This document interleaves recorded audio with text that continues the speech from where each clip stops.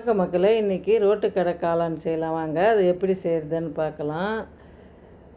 கடையில் வாங்கி கொடுக்குறது நம்ம வீட்டிலவே நம்ம குழந்தைங்களுக்கு செஞ்சு கொடுக்கலாங்க. கோஸ் 200 கிராம் எடுத்துங்க. இது மாதிரி பொடிசாக கட் பண்ணிக்கின்னு ஒரு பாக்ஸ் காளான் எடுத்துக்கோங்க. நல்லா கழுவி கட் பண்ணிக்கோங்க.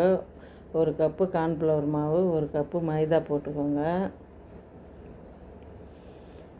வெறும் மிளகாத்தூள் ஒரு ஸ்பூன் போட்டுக்கணும். ஃபுட் கலர் போட்டுக்கணுங்க. வேணான்னா விட்டுருங்க, உங்களுக்கு தேவையில்லைன்னா.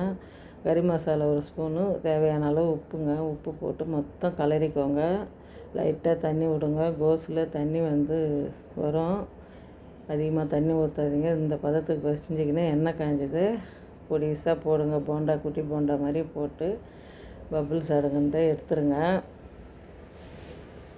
எடுத்துட்டு சூப்புக்கு ஒரு கடாயை வச்சு எண்ணெய் ஊற்றிக்கோங்க.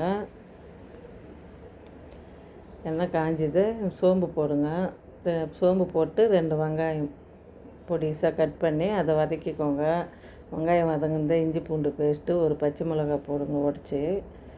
அது வதங்குந்த தக்காளி 3 தக்காளி எடுத்துங்க. நான் பேஸ்ட்டாக அரைச்சிக்கினேன். உங்களுக்கு தேவை எவ்வளோ சூப்பு வேணுமோ அவ்வளோ தக்காளி அரைச்சிக்கோங்க. மிளகாத்தூள், உப்பு, கறி மசாலா தூள், கார்ன்ஃப்ளவர் மாவு எவ்வளோ சூப்பு வேணுமோ அதுக்கு தகுந்த மாதிரி தண்ணி ஊற்றி கலக்கிக்கோங்க. சூப்பு சுண்டி வந்தது இது மாதிரி உடச்சி போட்டுக்கோங்க காளான் போண்டாவை. அவ்வளோதாங்க, காளான் ரெடி ஆயிடுச்சு. ரோட்டு கடை காளான் சூப்பராக இருக்குங்க. ரோட்டு கடையில் சாப்பிட்டோம்னா காளான் தான் கம்மியாக இருக்கும், மிச்செல்லாம் அதிகமாக இருக்குங்க. இதுக்கு வெங்காயம், கார்ன் சிப்ஸ் போட்டு சேவ் பண்ணுங்கள். சாப்பிட்டு பாருங்கள், சூப்பராக இருக்குங்க.